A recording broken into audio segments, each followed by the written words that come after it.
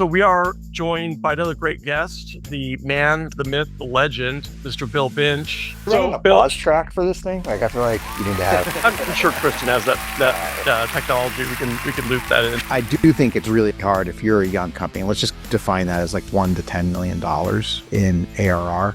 And it's really, really hard to come in and go hire that ex-Oracle type of person and have them come in and just magically work. If you give me a reference and it's from 10 years ago and that's the best reference you got, that's just bad shape. There's something wrong in the wiring of how you're working with people, and you've got to think about that. I just believe in people. And so I look for those people that really can show me some hunger to learn.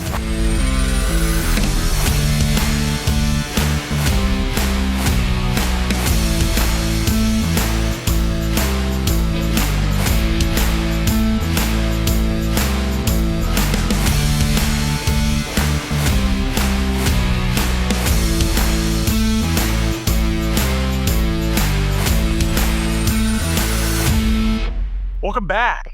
You're on another lively edition of Cheat Code and Friends. I'm joined by my recurring friends, Mr. Josh Wagner, Sean Kester. What's up, fellas? What is up? Happy Monday, friend. Sean's got a fire burning in the background. Just looks cozy. It's cozy. You know, it snowed yesterday, so I know. I'm kind of jealous. Like the first couple snows, you get jealous, and then when you can't leave your house and snow's 15 inches tall out there, I stop that jealousy. So we are joined by another great guest, the man, the myth, the legend, Mr. Bill Binch, many time sales exec and now operating partner over at Battery Ventures. Bill ran sales for Marketo, for Pendo, and now he's helping Battery essentially assemble best practices and determine what companies are doing right and wrong out there, right? That's correct. Good to be on, Sean, Josh, and Justin. Thanks for having me. Yeah, it's our pleasure. Absolutely.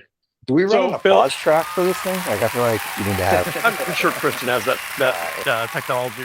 We can loop that in. So, Bill, just give us kind of a brief overview of what a quote unquote typical day looks like for you, and then I'll think we've got some topics that are the bane of our existence, and probably some that you run into all the time. But what's a typical day look like over at Battery? Yeah, one of the things that was really, really attractive for me to make the move out of operating into an operating partner was the variety that happens every day. Like I can literally start a day and be on a call with a $1 million ARR software company and be talking to them about their next stages of growth. And I can hang up that call and jump onto a company that's at 100 million in ARR. And those are vastly different places. And then the call after that, go back to a $50 million one. So day in the life for me is spending time with the Battery portfolio companies on all things growth. And if you think about us in the SaaS software world, now converting into the AI world, growth is really about, I probably started a company and I have one product that sells to one primary geographic market and to one segment of that geographic market. And almost all founders aspire to want to go through the segments, want to expand geographically, and then create either a multi-product or a platform type of play. And so I spend my days thinking about those things. And share the significance of the map in the background. Good question. Hard pivot. It's actually, it's a great conversation starter because I get this all the time. It's actually the Great Barrier Reef. Oh, okay. And Justin, you might remember that at the tail end of my Marketo, I moved down to Sydney, Australia for a year and did an expat thing down there for 13 months. And when we were leaving, I really wanted to bring something back to like memorialize and memorize the trip. And we brought back, it's actually a thing called Heart Reef out on the Great Barrier Reef. Brought this picture, which is, I don't know, probably like 6 feet by 4 feet. That's cool. And it lives forever in the back of my Zoom screen. It's awesome. Incredible. Yeah, Marketo was great about, forcing long vacations on folks. I think they had sent Amy to Japan. They sent you to Australia. Interesting times opening international really headquarters out there and so on. So you've seen a ton, and so I thought it would be great to bring you on the show and talk about a topic that we just can't seem to ever quite get the definitive answer to, which is sales hiring. Something that everyone struggles with, especially early stage organizations, but it really doesn't stop there. I feel like every stage that an organization goes through is kind of a new challenge. So, I guess just first and foremost, like, are you seeing the same thing? Just a huge struggle to find the right sales, DNA for a team, but certainly the right leader. Sure, certainly. I mean, especially if it's a first time founder or CEO that's coming in, because the chances are they probably have a technical background, right? They probably were in development or product inside of a larger company and they got some idea, they had the passion and they broke out, got some funding and built this company. It could be friends and family, could be seed funding, could be whatever. And so their wheelhouse is probably building products, not going and taking it to market. So if you have that founder, which I'll happily say kind of helps keep me gainfully employed because I work with a lot of those folks, then what do they say in the land of the blind? The one-eyed man is king. I guess I'm the one-eyed man because I bring 29 years of operating experience to them, and that's really like where I spend my time. So yeah, certainly they come in and the first thing they have questions around is like, who's the rep I hire? Do I hire the ex Salesforce, ex ServiceNow rep? Or do I go hire the person that's been at a small company that's the size of mine that seems to be having some success? And so they immediately get to this fork in the road for sales hiring, for leadership hiring, for any really go-to-market role. And so what's the answer? This is a great one. I think there's really no one answer, Justin. I think there's frameworks that you have to apply to your situation. And I wish I could write the one size fits all book on like your first sales hire or your first 5 sales hires and what order they should be. Should it be sales rep? Should it be a sales leader? Should you have sales engineers? What should you have? What shouldn't you have? But I just don't think that exists because it really depends on a number of different factors. Are you selling a velocity, small ASP product? Are you selling something enterprise? Are you selling something that's horizontal versus something that's vertically focused and industry driven? Are you selling something that sells to this buyer versus that buyer? There's so many different factors in there that it's hard to do that. Where I typically go to though, I do think it's really hard if you're a young company. Let's just define that as like $1 to $10 million in ARR. I mean, it's really, really hard to come in and go hire that ex-Oracle type of person and have them come in and just magically work. I mean, like I spent the first 14 years of my career all in large publicly traded companies. And then I got that desire, that itch, like a lot of us do, that I want to go into something earlier stage. I want to see how I'm at it. And the first one I went to failed. It failed. Yeah. And so like I go through that process and I'm like, you're having like self-doubts. Like, is this me? Like I knew how to work in these other publicly traded companies. I was having a lot of success. I was in sales. I was making a lot of money.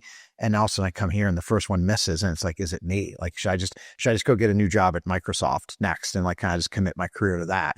And fortunately, my second one I went to was Marketo, and it was a 10-year journey. Yeah. And we experienced incredible success in that. And so it kind of validated that, okay, maybe that self-doubt wasn't so real. But it was back to the specific question. Hard to go hire like that Oracle person because I made that move to that small company.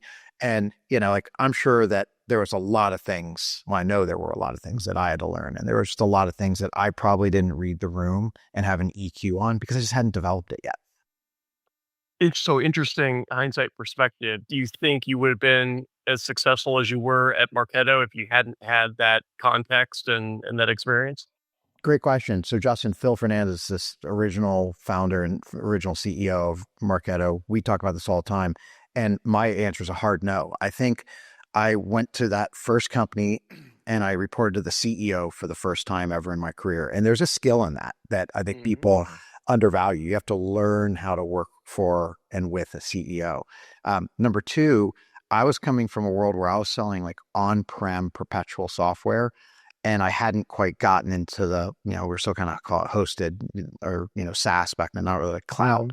And that company that I joined was transitioning from on-prem product to a hosted version of it. So I had to learn all about subscription, ratable things.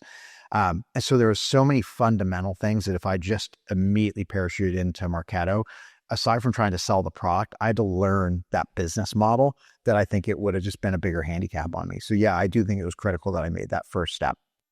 It's hard to convey even like from a CEO's perspective. You mentioned like first time founders and so on. Oftentimes these are young individuals, which maybe haven't been a part of a large, like a really large bureaucratic organization with layers. It's hard to understand how different those two worlds are, even in little things. I mean, you mentioned some big things like moving from on-prem to, to a SaaS, a cloud model, but like even communication styles and you're reporting to the CEO like that, those are skills in and of themselves. So yeah, just really, really difficult to make that leap. That I think you have to have some context involved.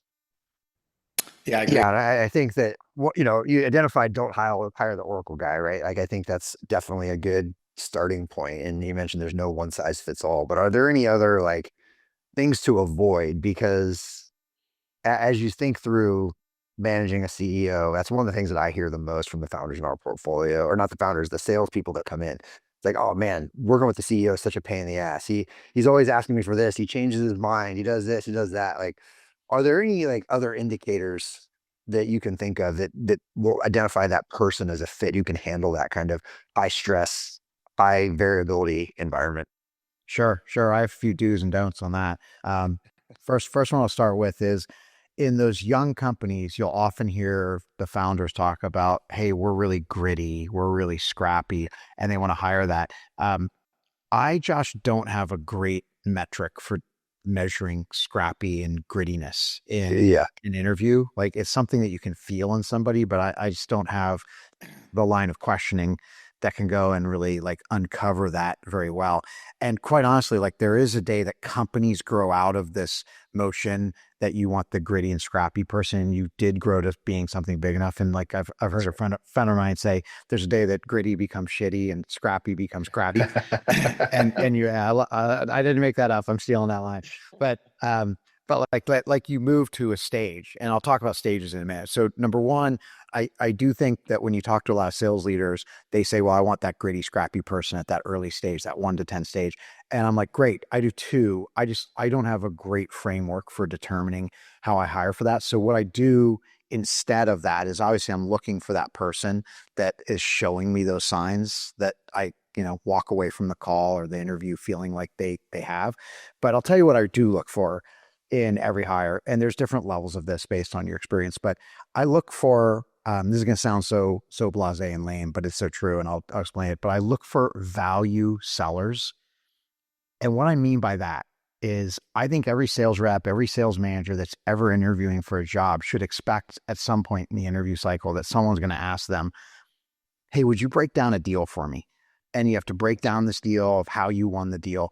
And at the end, I think, as I bang my fist on the table, someone's going to ask the question, why did you win?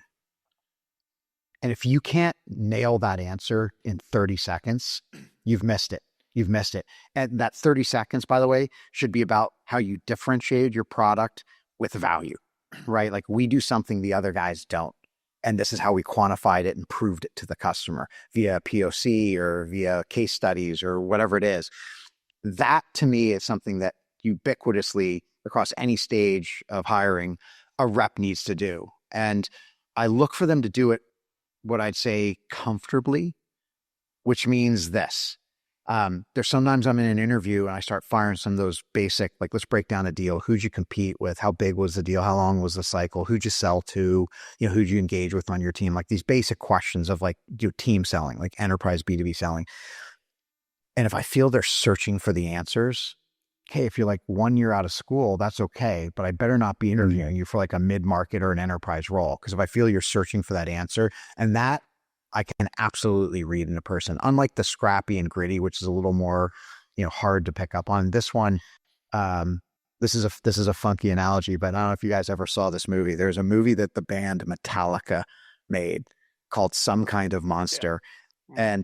And there's a great part in the movie where their bassist leaves the band and they start auditioning new bassists. And I remember the guy that's still there today, he's been there like 20 years. When he comes in, like they go in the back room without him and they're like, hey, what'd you think? Like they're like whispering, they're like, this is like the only guy that didn't struggle to keep up with us. Like the rest of them were just like behind. And that's how I feel in those interviews. Like I get across from a sales pro and I go, this person could teach me about sales. Like I'm asking the questions. Their eyes aren't looking up, looking for the answer. They're like right here. They're precise. Like, hey, what was the sales cycle? And they're not like, oh, about 4 months. They're like, no, it was 115 days. Like I love that type of precision. So back to your question of like, kind of like, what do you look for? Like the gritty and scrappy for sure is a great thing. I just don't personally, I'd love for your viewers, if anybody has it, send me what your model is for looking at that because I don't have it. But they've got to value sell. They've got to do it in a way that they can quantify why they won. And if they're precise, all the better. And when I sit across from that person, I know it. I know it right then and there. Well, I it's a love great the value analogy. thing. Yeah, it's a great Yeah. analogy. Like the basis is Robert Trujillo, and like he came in like knowing songs cold, right? You know what I mean? They could have just jumped in and started playing it. I think that's a great way to frame those interviews. It's like the age old like song with this pen, and you feel like the pitch is like rehearsed and it's all the standard stuff that anyone would say, but like if someone really knows your product and your space and has done some research on your buyer and so on, like that's someone that's already put themselves in those shoes. And to your point, those are the things that you have to actually be looking for in an interview. Because if you're going down a checklist of, you mentioned a couple of them, but like, hey, I want someone who, has been a past performer and like just these really like easy boxes to check, and you haven't translated those into how do people behave in an interview. That's actually going to be the stronger indicator there. I find that's a big gap missing in organizations as they make that list of what their perfect sales rep or sales hire looks like. I think there's 3 levels here. I think you meet some sales reps and sales managers that are great at selling their product. You meet another set that are great at selling themselves, and you meet yet another set that are just great at selling. And like I go to ASU and lecture there a lot. And when I talk with the students afterwards, and they're all, a semester or a year away from getting their job, I always prep them that, listen, let me put you on the spot. If you're in an interview with me right now and I said, pencils down, why you? Why am I hiring you? Go. And like most of them fail right there. And I go, hey, the more you can devise that story, and it's probably a 45 to 60-second answer in an interview, you've got to prepare. You've got to anticipate you're going to be asked that in an interview for a job. And it gets asked a lot of different ways. Why you? Why are you the best fit of the job? Justin, I've met 6 college graduates today. You're the 7th. Why am I going to pick you? Why are you the best fit skill wise for this job? There's a lot of ways it could come out. And honestly, there's a lot of interviewers out there that are not great and they don't ask that question. So I prepare all these students that like, you've got to prepare to like deliver it, whether you get asked or not. So like at the end, like when someone says, do you have any more questions?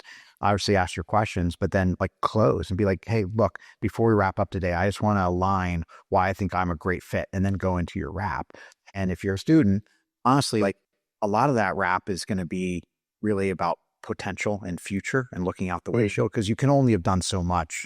I mean, if you're like a standard age student, you're like 21, 22 graduating, like you can only have done so many internships and stuff like that. So, from that perspective, your history is going to be less of the story. But anyways, bring it back to sales reps. I look for that same mentality. It's like some of them are great at coming and I tell them to sell me their product and they dazzle me with it, but they don't talk about value. Other ones are great at selling, where like I can just see that they're really great at selling themselves and saying like, look, I've done all these things. And yet then there's this other category that comes in and they just get it and they tie it together with value. Yeah, I think it's interesting that you honed in on value, because that's like, for me, the ability to consume information and translate that some sort of tangible value is the thing. And I don't think it's limited to just mid-market and enterprise sales, right? You talked earlier about, it depends. Are you selling volume and velocity? Are you selling enterprise, mid-market, whatever? I'm like you, I'm operating within a portco right now, and it's a bifurcated sales. You've got an enterprise group and you've got an SMB group that's somewhat volume and velocity. And the thing that I honed in on first and foremost is these folks were getting on, pulling up a deck and just spewing information at these people and never doing any sort of basic discovery, even on the SMB side, extracting some sort of very simple piece of value that they could provide as a part of that deal. And that was the very first thing that I did going in there. It was just like, listen, we got to be understanding, why would they even use this thing? Like, what does it matter?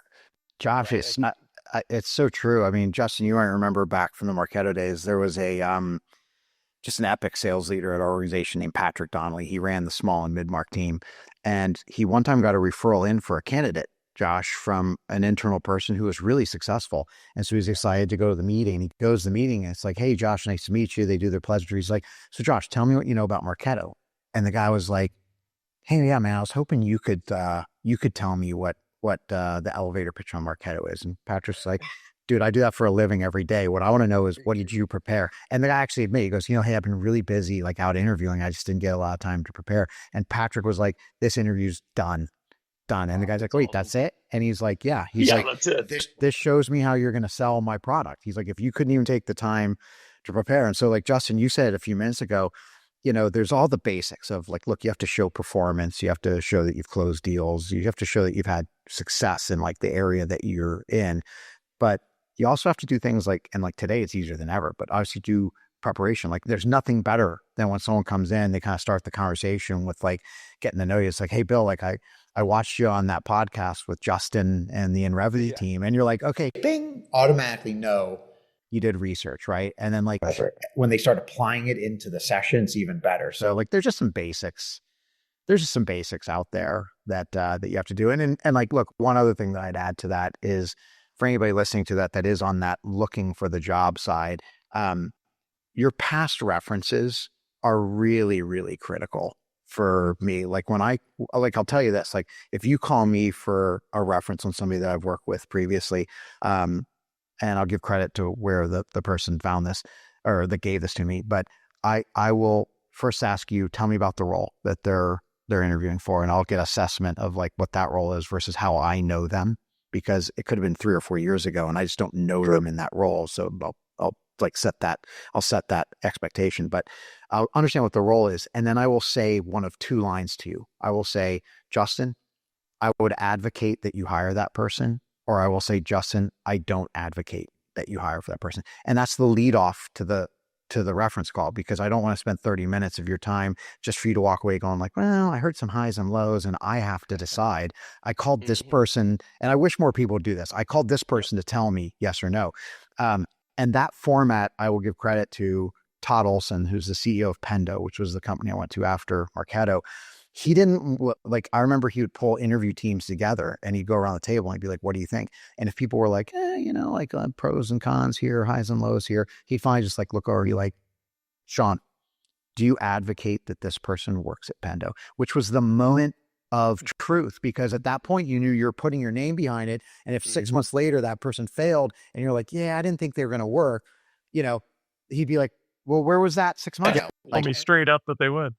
So I love that word advocate. Like, would you advocate or would you not advocate? So for anybody listening to this that's interviewing, look, we all know that there can be a bad fit, that you went in and like you didn't get along with your boss, and I get that. But I got to tell you, if you give me a reference and it's from 10 years ago and that's the best reference you got, that's just bad shape. There's something wrong in the wiring of how you're working with people, and you've got to think about that. So I think like the value of reference is super high. 100%. And Bill, so I wanted to get a little specific. A lot of the things that our portfolio companies struggle with is finding this, what we call founding AE. And I think we talked a lot about, good things to look for when you're hiring, small company, big company, whatnot. I think the thing that's a lot of times missing is being able to build a process and document that process and create a repeatable process so that they can scale the organization. So I guess first and foremost, like, do you feel like that's absolutely critical? Do you look for that? How do you look for those different things when you're specifically either hiring that first sales leader who's going to be a player coach, or that founding AE role? I don't think it's that tightly linked, Sean. And I'll tell you why. I think if you're early stage, again, 1 to 10, to say that you've built the process even at the high end of that at 10 million is hard. And realistically, like bringing in a sales methodology or something like that too fast just convolutes it. The reality is, if you hire that sales leader, the sales methodology is going to be the school of their thought. Like if they grew up in Spiced or Medic, or I know, like I grew up at ServiceNow and they have this model, they're really going to take a lot of that and apply it inside of there. So it's just hard at that early stage to say, like I'm going to go build the repeatable process. Because even if you do, it's repeatable for that stage of the organization. And you're going to grow through stages. Phil Fernandez, going back to him, he always used to say this line. It used to I don't think I got it until I got it. It was one of those things that when he told me it the first time, I probably didn't hear it. But he always said that companies grow faster than the people within. And it's totally true. Like, we all as human beings want to get in a bigger sandbox and continue our growth, but very few of us are Jeff Bezos or Larry Ellison that like start a company and then 30, 40 years later, we're chairman of the board of the company. Most people are good for a certain stage. And that's reflective if you look at any average tenure of any role out there of like VPs of sales or CMOs or even reps of how long they stay inside of organizations. So for finding that founding AE or that founding sales rep, I'm pretty experimental at that stage. Like even the companies I work with, like when they find somebody that's not cut from central casting, I'm kind of okay with that because, like I realized, Sean, in my career, like I came out of school and sold databases for Oracle to CIOs. And then my next job was selling ERP apps to finance leaders, like pretty big jump. Like one was like this technology infrastructure. Another one was this horizontal app to a totally different buyer. And then from there, I went to sell, plumbing, like basically integration software back to IT. And then I went to selling electronic bill presentment payment software to finance. And then I went to marketers, right? And then I went to product people at Pendo. And so my point of that is, look, I was able to make the leap. I was able to go from on-prem perpetual to subscription and now making the move to AI. I just believe in people. And so I look for those people that really can show me some hunger to learn. And I'll tell you, like I'll go find younger people that like did a semester abroad, showed me they were willing to thrust themselves into a tough situation. Maybe they spoke the language a little bit, maybe they're fluent, but most of the time just a little bit, maybe not at all. But they went in there and it showed that they were willing to stretch themselves. Love athletes, that's pretty easy. Love people ex-military because they've been disciplined and they know how to execute. So there's a lot of things that you look for there, but like I'm definitely for that founding AE, some definitely open and willing to go off of central casting. But at the same time, I'm also a big believer of hiring in like groups of two because of a few reasons. Number one, if one doesn't work out, I'm redundant. I have another one to backfill. Two is when I hang up the phone or the Zoom with them, they have someone else to call to be able to trade notes. Hey, I did this call today. Hey, I did this demo today, and swap tales of what works. And then third, I think there's a competitive nature that like when you get hired in a class of type of scenario, whether it's 2 reps or whether it's 10 reps, you come in, someone wants to be valedictorian. And so someone like races and pushes. So that early stage AE or that sales leader, definitely okay to go outside of central casting. If I can get pure casting and have someone come and show me they have the passion to come back to something smaller when they've been in something bigger, that's awesome. Like, I left Marketo as a publicly traded company and came to Pendo sub $10 million in ARR. Most people don't do that. So most people leave something at like a couple $100 million and want to go something bigger. I was one of those people that I had a lot of fun and took and derived like real enjoyment out of going to something smaller and being part of the cultural thing. If someone can come in and display those chops to me, that's about fitting into the size of the company. And then I'm trusting that they're good at what role I'm trying to hire them for. Yeah, that is almost verbatim in like when I'm communicating to founders, like what would be my ideal if I had met others, like that small, big, small movement is utopian in my perception, because oftentimes it's, hey, I grew this organization, to a very large point. Maybe I went through some sort of acquisition, some inflection point there to where I saw what things can become. And I don't want to do that anymore. I want to come back to where things were a little bit freer and it's a little bit more Wild West. And so I love that movement.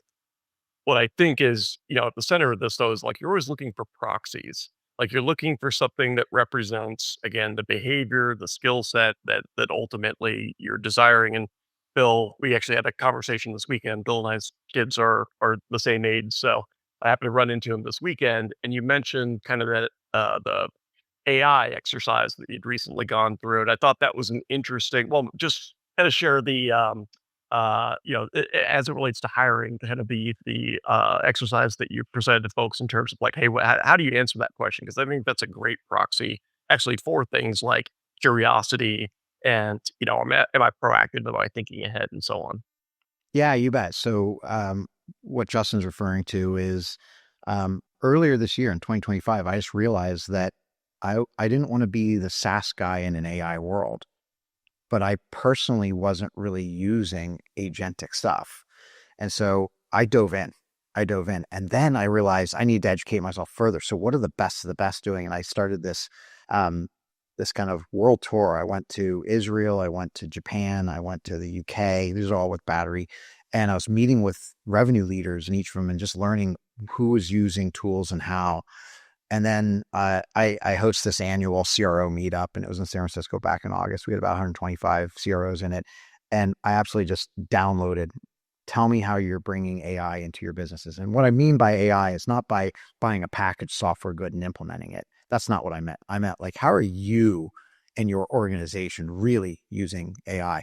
And then after that, I started this dinner series where I went around the US and meeting with CROs and CMOs, stuff like that. So anyways, the long story short is I've met with a couple hundred of what I think were really skilled operators just learning.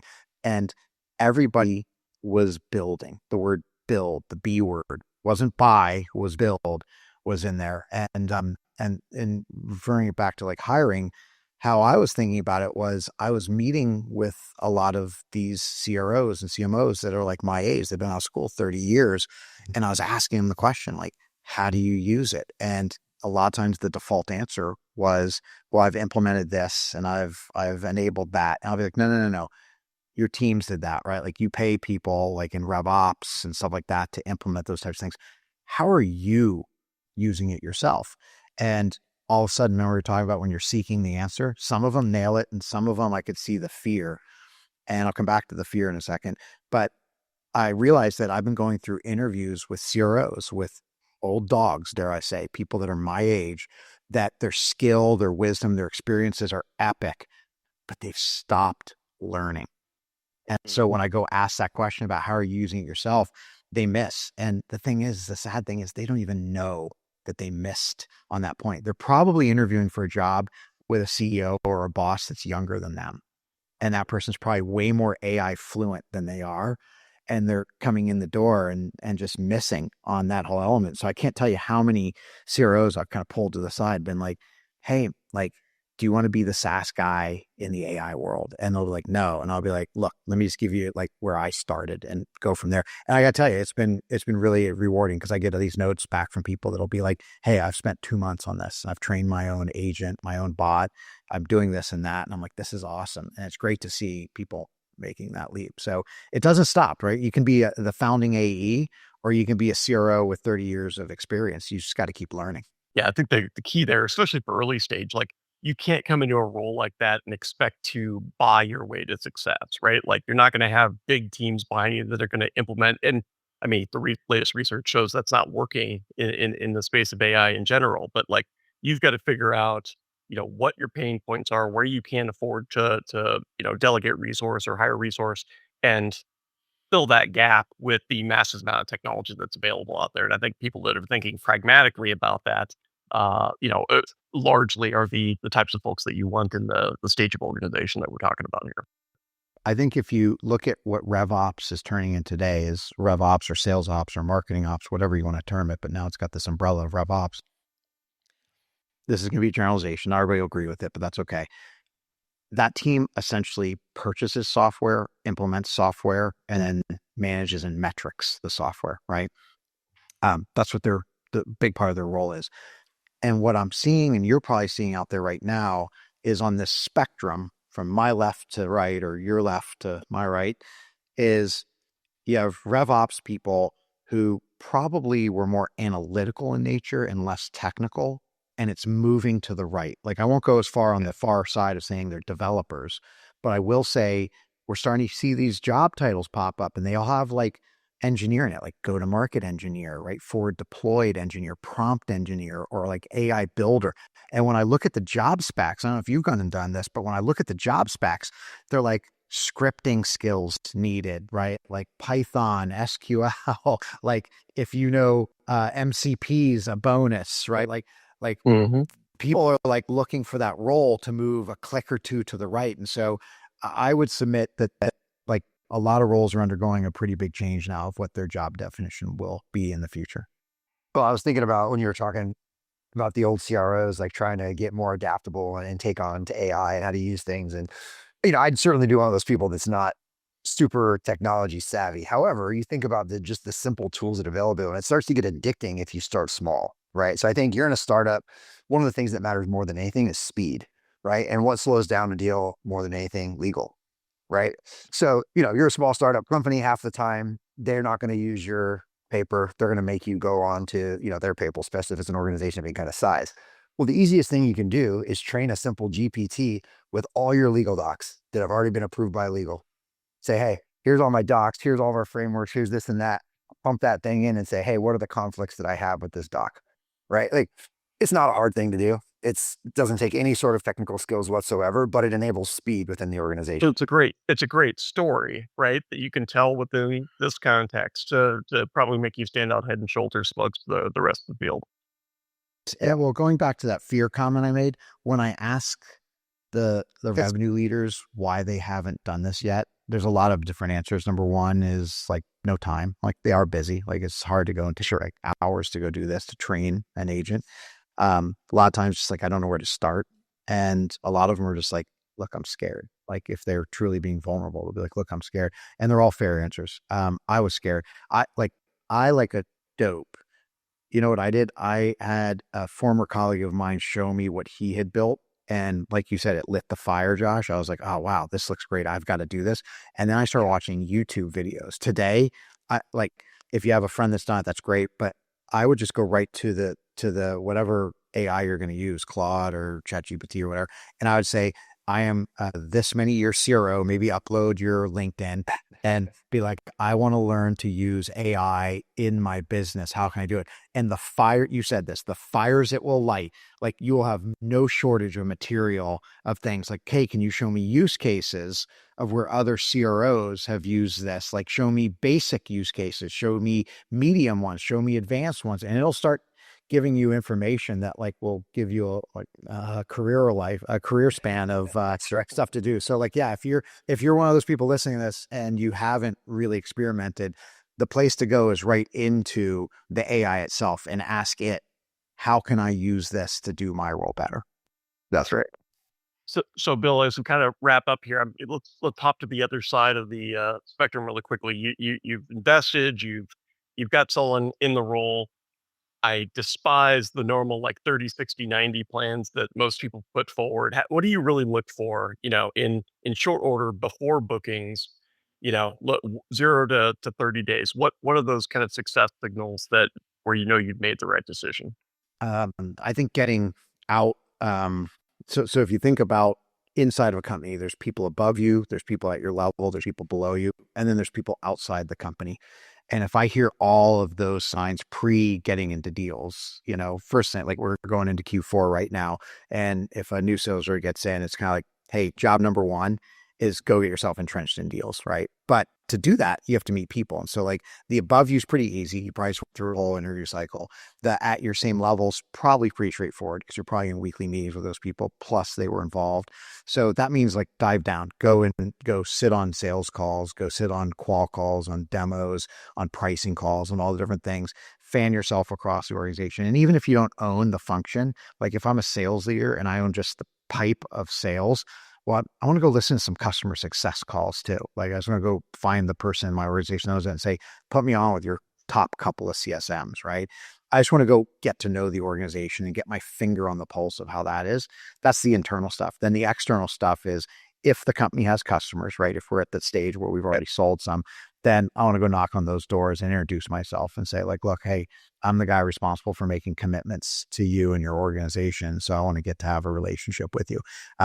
If you have those customers, that's a wonderful place to start. If not, if you have deals in POC or some beta type of customers, then obviously getting yourself across that, because, the sooner that I can be put it this way, like as a sales leader that starts at a company, there's nothing worse than finishing your first quarter and you're seeing the team ring the bell or, like bang the gong on some deals that closed and you had nothing to do with it. You're like, I was back when that deal was created. So like get yourself like waist deep, like dive into the deep end on all of those things.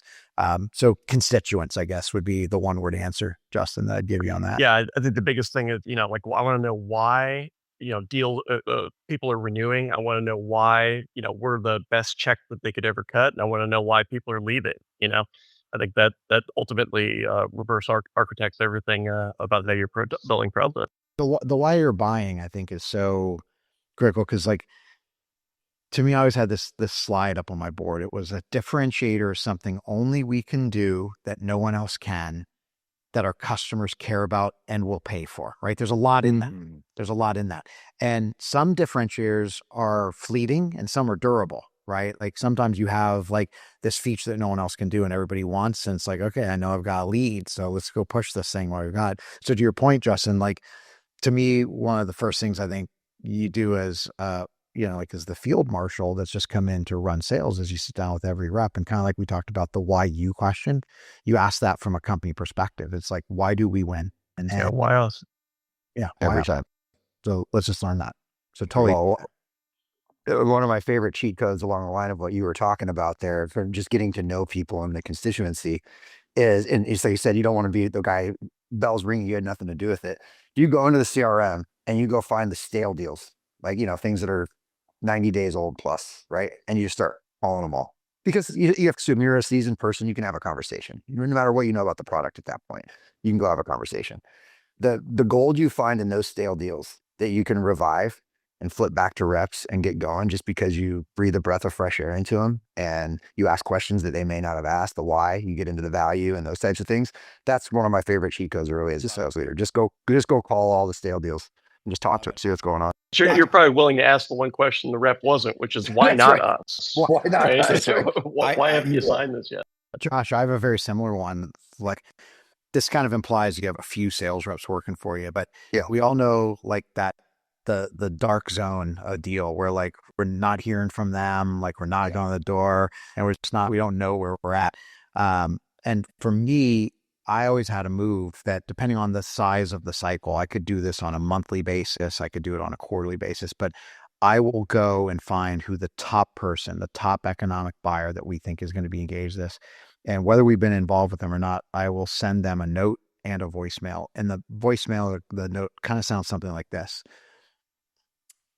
Our teams, doesn't start with me, doesn't start with you, or I don't want to talk about I say our teams have been working together for X amount of weeks or months, right? I want to put it out there that like your team's investing and so is mine. So we both have commitment. Our teams have been working together for X amount of weeks and are working towards a close of October 31st.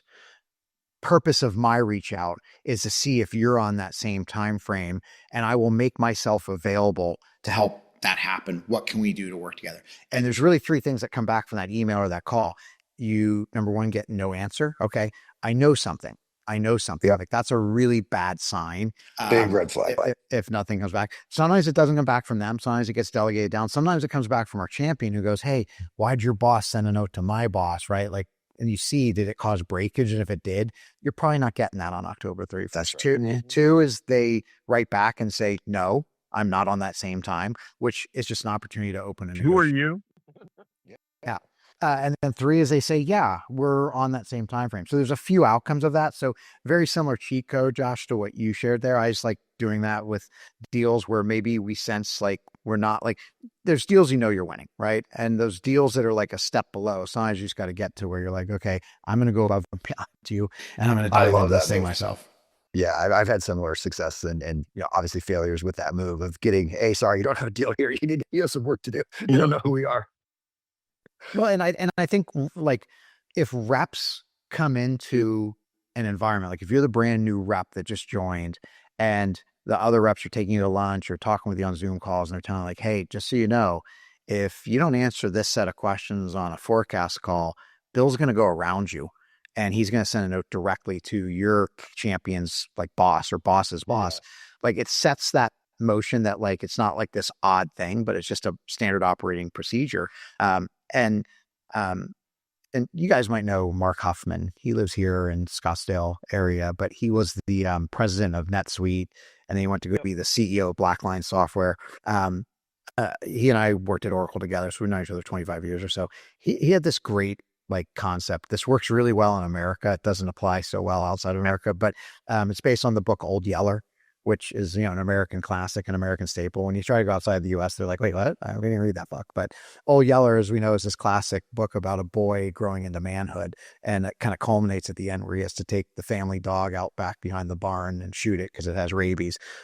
Well, Mark has this whole concept that he shared with me that he was like, hey, sometimes you got to take the person out back and shoot them. And it's sad because the person that you're taking out back sometimes is the last person that doesn't know that they haven't advanced. So you have a person that was with you 2 stages ago, was epic, walked on water.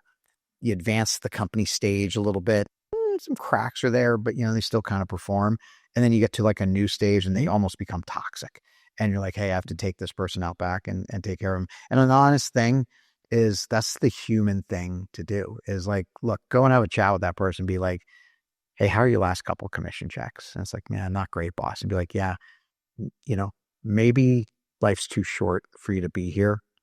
And this isn't the place that you can succeed anymore. It's like, well, wait a second. I've been here for 5 years. And you're like, yeah. And maybe you need to go find the thing that's us 5 years ago and go to that and redo all your magic. Like go make money, go be successful yourself, bring value to your family. But right now it's not happening. And so like, just that other side of it is, when people are not, when they're not succeeding, you just gotta like, that's one of the harder things that new managers have is they're afraid to get rid of their people that, used to, like I said, kind of like walk on water inside the organization. Really. Yeah. It's a very compassionate way to shoot someone in the head. Bill, yeah, great insights as always. I think, one of the most difficult topics that we deal with, as I said before, in early stage and beyond. And I think there's some great takeaways here and great experience that you've shared. I know that Battery creates and yourself create a ton of content. So if people want more of these juicy morsels, where can they go? Battery.com. We have a blog up there, and there's a few people doing what I do. We have a guy, Joe Chernov, on our marketing side. He's what I am to sales, and we're out there cranking The band out. is back together. And Firecast. Yeah. So Joe and I worked together previously, so it's great. We competed against each other at first, and then we came to the same side of the table. Days. And now we're back. We're back doing it again. It's awesome. Joe's been on the show. Yeah, check out the blog and then of course the podcast as well. Battery and Bill put out some awesome content. And if you want awesome content and to be notified every time it goes live, subscribe to this podcast. Anyway, thanks again, guys. Josh, Sean, always appreciate you guys joining. Sean, I'm telling you, I'm jealous over there. Put a hot cup of cocoa on for me. And Bill, thanks again. Really appreciate you joining us here. Terrific. Thanks for having me, guys. And that's it for this episode of Cheat Code and Friends. We'll see you next time.